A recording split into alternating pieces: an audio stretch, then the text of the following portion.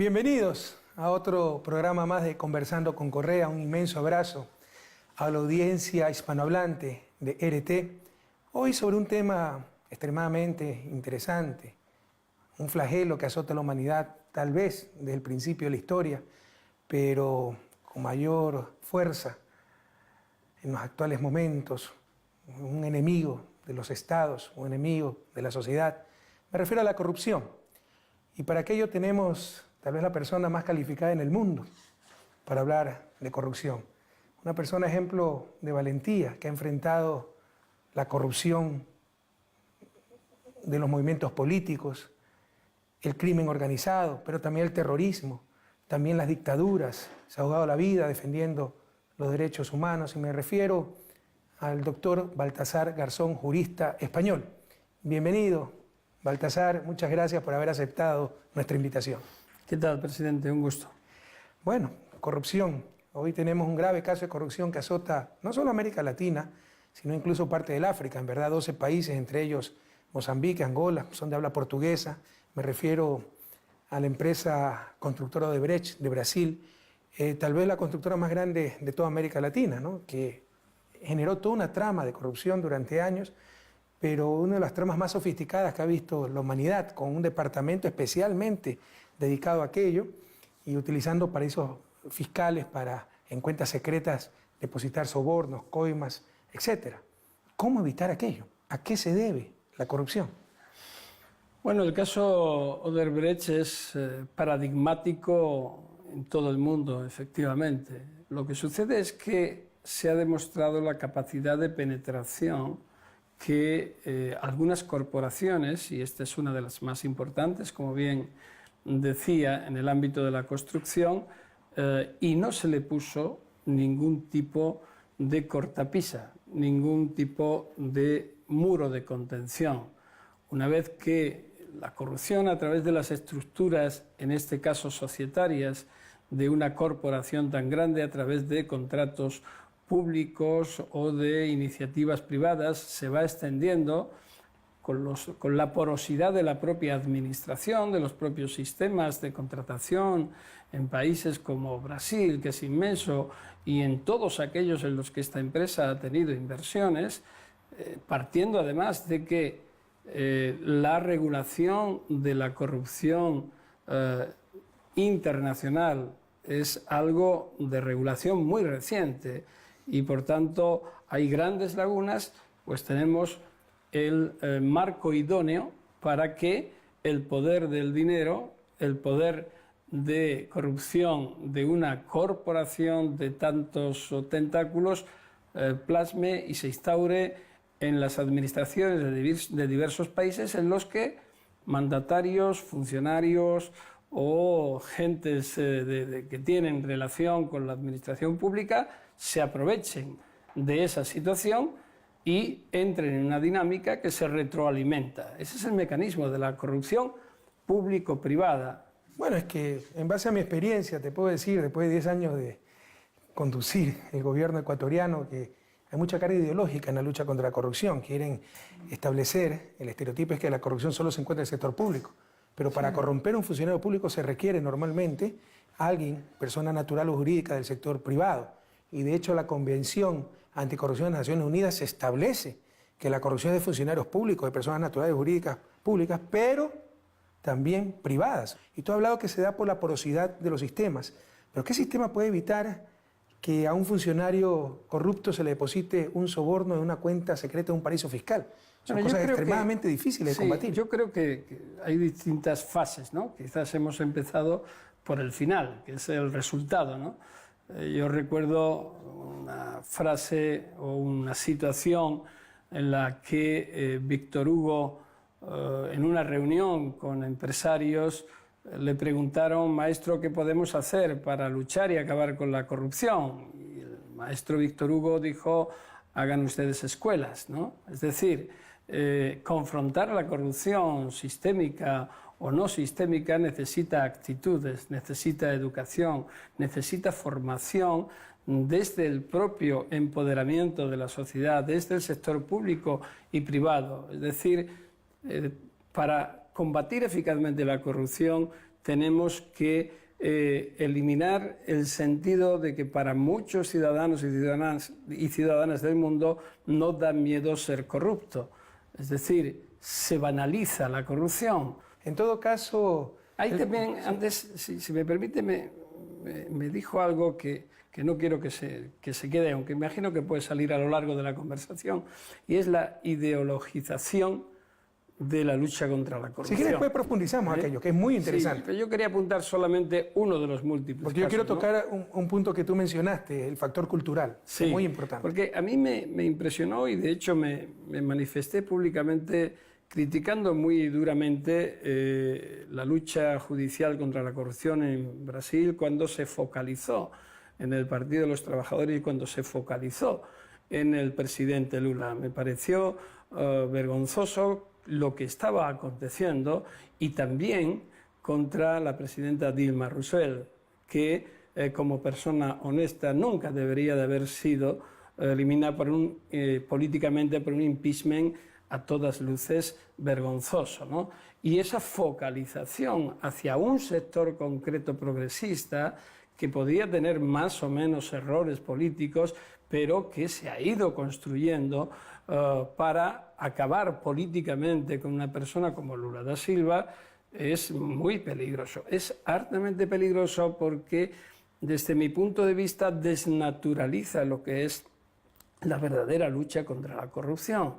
Es decir, no ideologizar, no ser parcial para unos y imparcial para los demás, es decir, no actuar. Hay que tener cuidado con esto, ¿no? Bueno, ya que tocaste el tema ideologización de la lucha contra la corrupción, profundicemos en aquello. Sí, pareciera ser que la corrupción solo se encuentra en el sector público. En el mundo político, entonces se sataniza la política. Y satanizar la política, sobre todo en América Latina, una región en vías de desarrollo, es inmovilizar a la región, es impedir los procesos de cambio. Pero el Papa Francisco dice que la corrupción viene de la adoración al dinero, y tiene razón. Pero la riqueza es difícil de ocultar muchas veces, entonces también existe tolerancia social frecuentemente, sí. Y ahí viene el factor cultural. Algunas veces ocurre lo que los psicólogos llaman disonancia cognitiva. Una cosa son los valores expresados y otra cosa son los valores practicados. Todo el mundo nos dice que está contra la corrupción, pero si mi vecino entra al sector público y en 3 meses tiene otra casa, 2 carros más, fiestas faraónicas, sabemos que está robando. Es que la lucha contra la corrupción algunas veces se cree que es del gobernante, del presidente.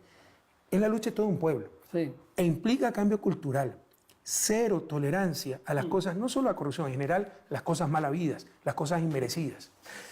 Bueno, es una corresponsabilidad. Yo siempre he defendido que el combate a la corrupción no es solo un combate desde las instituciones, por supuesto que lo es. Es que está en la propia esencia de un sistema judicial luchar contra la corrupción. Si no fuera así, sería tremendo. En el sector público, del gobierno, del ejecutivo también, el legislativo, por supuesto que sí. Se ha abandonado durante mucho tiempo el ámbito privado, como bien decía. Y ahí ha habido una asimetría que es lo que ha propiciado nichos de corrupción que, por no haber sido abordados y descubiertos o consentidos, se han esparcido como una especie de cáncer, ¿no? Hasta el punto de que cuando se descubre a un corrupto, no parece mal el hecho de la corrupción, sino que haya sido lo suficientemente torpe para que le hayan sorprendido.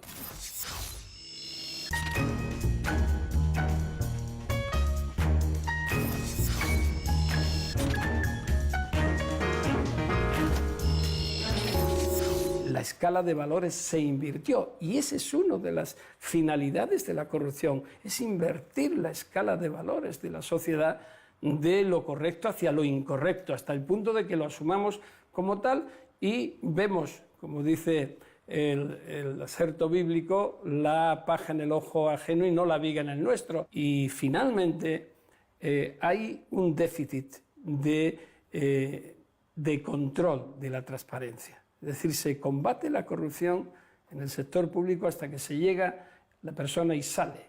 Pero después hay todo un desarrollo que es donde las grandes corporaciones utilizan a determinados componentes de gobiernos o de altas instituciones o de la justicia y tal, para aprovechar no ya sus conocimientos, sino su capacidad de influencia. Y eso nos lleva a los lobbies.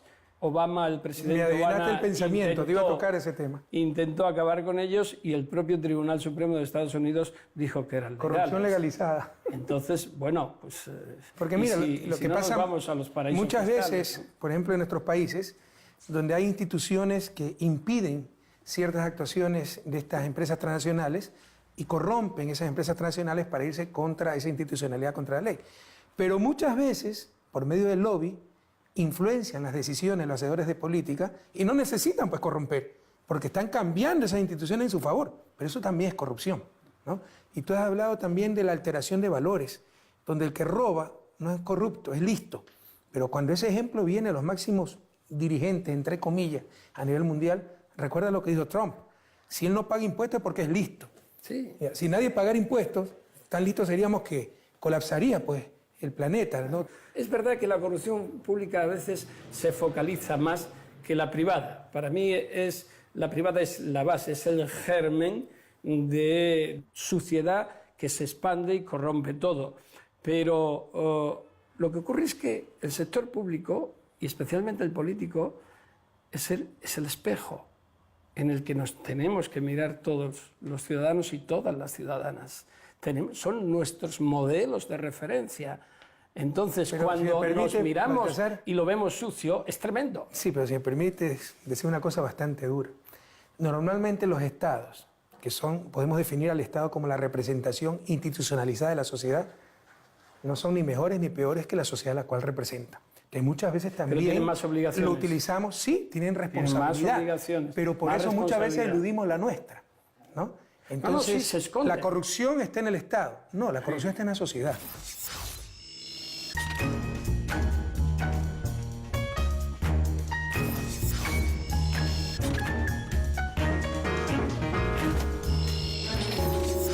Y te insisto, para que haya corrupción en el Estado, normalmente va a haber corrupción en el sector privado. Pero con diferencia, presidente. Yo creo que sí. Hay muchas veces que la indiferencia, que para mí es el peor cáncer de la democracia y de cualquier sistema de derecho, hace que esas grandes masas sociales dejen de lado sus propias obligaciones y las reviertan, las ceden, las entregan a quienes teóricamente tienen que solucionarnos los problemas. Pero eso es un error. Y claro, te insisto, claro. La lucha contra la corrupción es la lucha de todo un pueblo, no de un gobierno. Lo que ocurre también es que desde el poder legislativo, ejecutivo, judicial, no se establecen mecanismos de participación y en eso Ecuador ha sido ejemplo, ¿no? Ha sido ejemplo porque a partir de la reforma constitucional, la Constitución del buen vivir, yo lo he dicho muchas veces y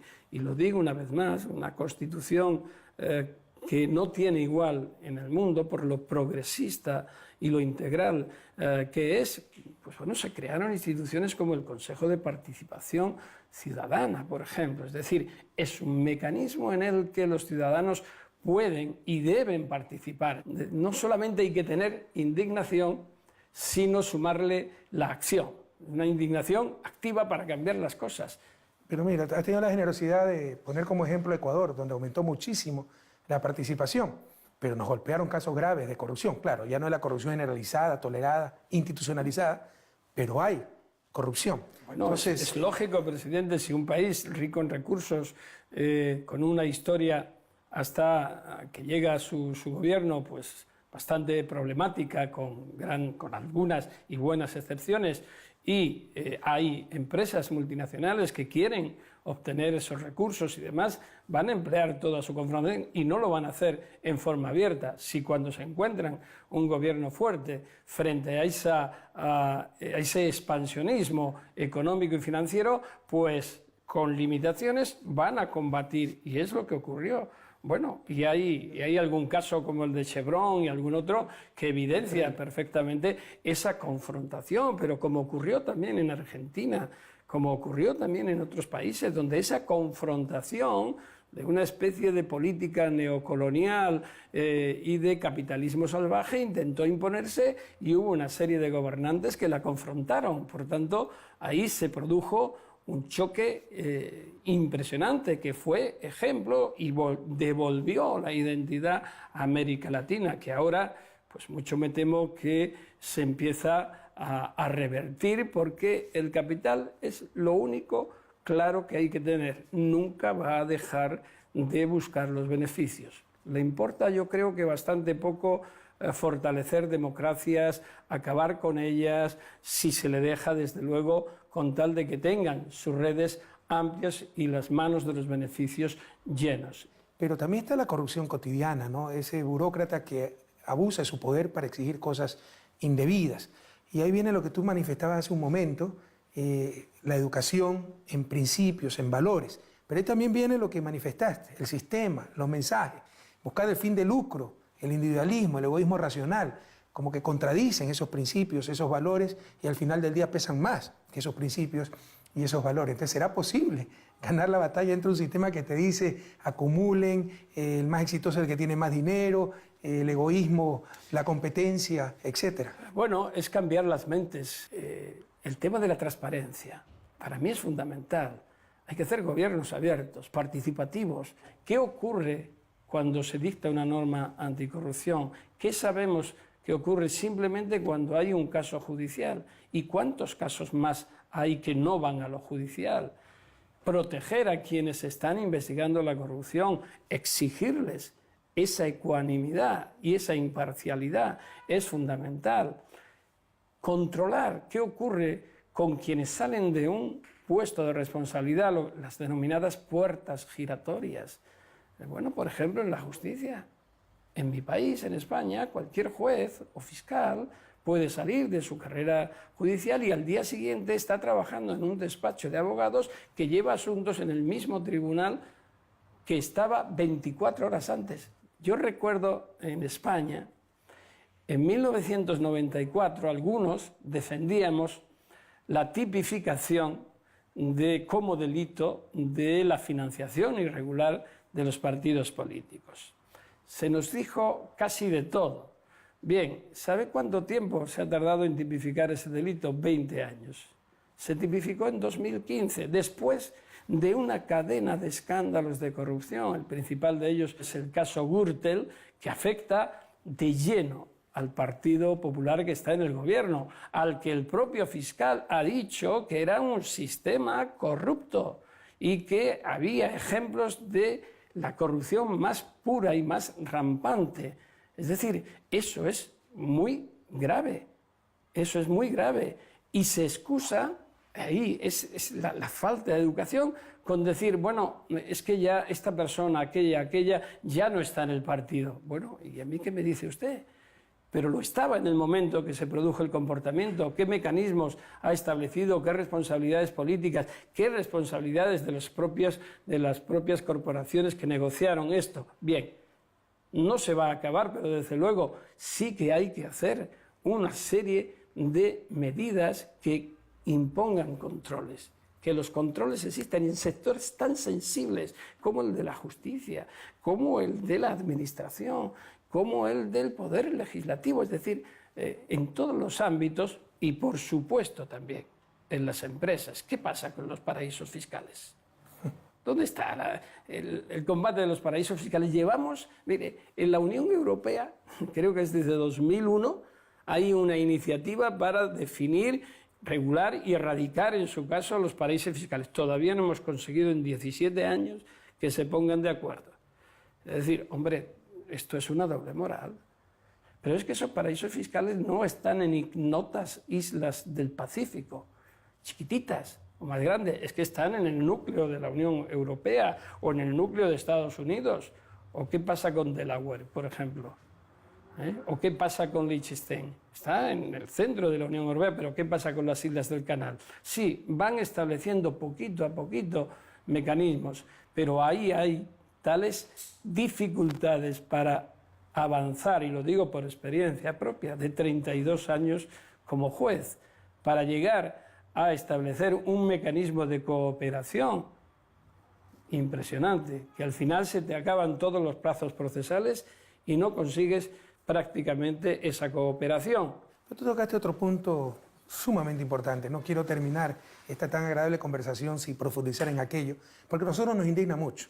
Es la muestra más, qué sé yo, más hiriente de la doble moral internacional, que son los paraísos fiscales, donde se dan los grandes casos de corrupción, no la ratería de un burócrata inmoral que exige por hacer lo que tiene que hacer, una coima, un soborno, etc. Aquí estamos hablando de centenas de millones de dólares, de euros que se mueven fuera de todo control. La corrupción de Odebrecht no se hubiera podido dar sin la existencia de esos paraísos fiscales.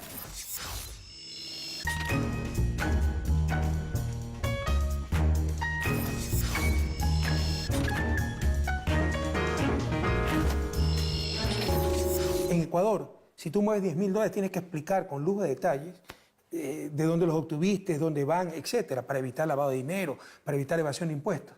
Pero estos paraísos fiscales pueden mover miles de millones de dólares y ni siquiera saben quién lo está moviendo. Nadie va a los paraísos fiscales para transparentar las cosas. Se va para evadir impuestos, para ocultar ganancias ilícitas, incluso dinero que vienen del narcotráfico o para financiamiento del terrorismo, etcétera. Entonces, ¿cómo hiere, cómo indigna esa doble moral internacional? Porque acabando con los paraísos fiscales, tú sabes que hicimos una consulta popular en Ecuador que la ganamos ya al final de mi gobierno, para prohibir a los servidores públicos tener operaciones en paraísos fiscales, y es un paso. Pero lo mejor sería que no existieran los paraísos fiscales. Fíjese, yo puedo llegar hasta aceptar que por la evolución de los intereses económicos de las personas, de las empresas, puedan tener el dinero en determinadas zonas, pero tienen que declararlo. Tienen que declararlo en su país, tienen que pagar los impuestos en su país. A mí me da igual que la cuenta esté en Quito, en Buenos Aires, en Madrid, en Nueva York o en Singapur, pero allá donde tú tengas la actividad, tú tienes que declarar ese dinero.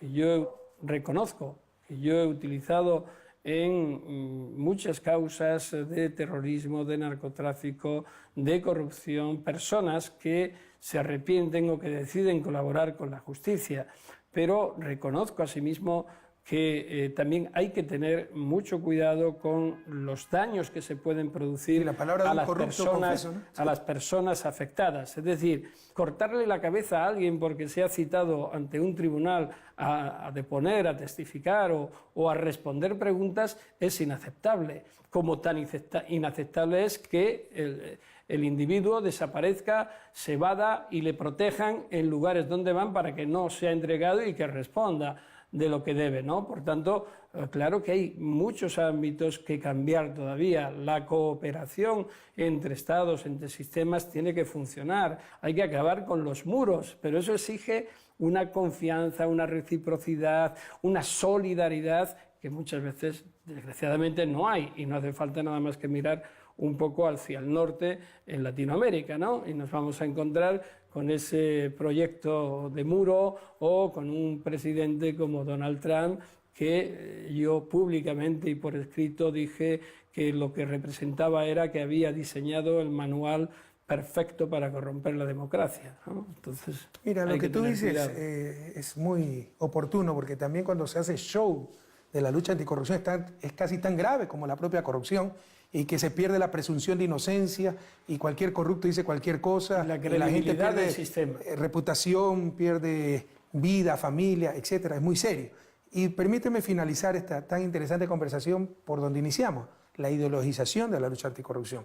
Yo sí veo en América Latina que esto se está convirtiendo en instrumento para perseguir a gobiernos progresistas, así como fue en los 70 la lucha contra el comunismo. Y es al menos claro el desbalance que existe en el tratamiento de los casos de corrupción cuando afecta a un gobierno progresista que cuando afecta a un gobierno conservador. Entonces, también hay que tener mucho cuidado. Todos estamos con la lucha anticorrupción, pero también debemos rechazar la utilización de la lucha anticorrupción como instrumento de politiquería y la pérdida de la presunción de inocencia.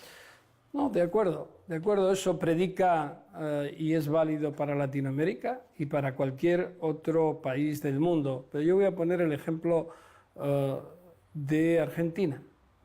Argentina, después de que Cristina Fernández de Kirchner cesó en su presidencia y entró el presidente Macri, en ese tiempo ha habido cosas muy perniciosas que afectan no solo al ámbito del poder ejecutivo, sino al judicial. Ha habido una sectorialización y una parcialización de la justicia tremenda. A todos aquellos que de una u otra forma estaban partidarios del gobierno anterior están siendo objeto de investigación de una forma brutal, con detenciones como por ejemplo las del vicepresidente Boudou, que lo detienen descalzo en pijama cuando había ofertado comparecer ante la justicia. Es decir, ese exceso de escenificación, ¿a qué viene? Si un juez está investigando y se reconoció porque avanzaba críticamente frente a los que están ahora en el poder, se le separa del cargo. A quien desde los medios de comunicación hizo lo propio, ahora se le elimina. Y corporaciones don tanto poder como la de Clarín y demás, ahora se empodera y va contra y potencia acciones contra quienes en un momento anterior defendían derechos humanos. En fin, yo aplicando la presunción de inocencia a todos ellos, porque no sería correcto conmigo mismo si no lo hiciera, me preocupa sobremanera esa parcialización de las instituciones y esa ideologización de las instituciones, porque estamos hablando de incidencia directa no solo sobre vida, futuro, libertad y consistencia democrática, sino contra la propia credibilidad del sistema, que puede quebrar. Y mientras la brecha entre los que menos tienen y los que más disponen se va agrandando.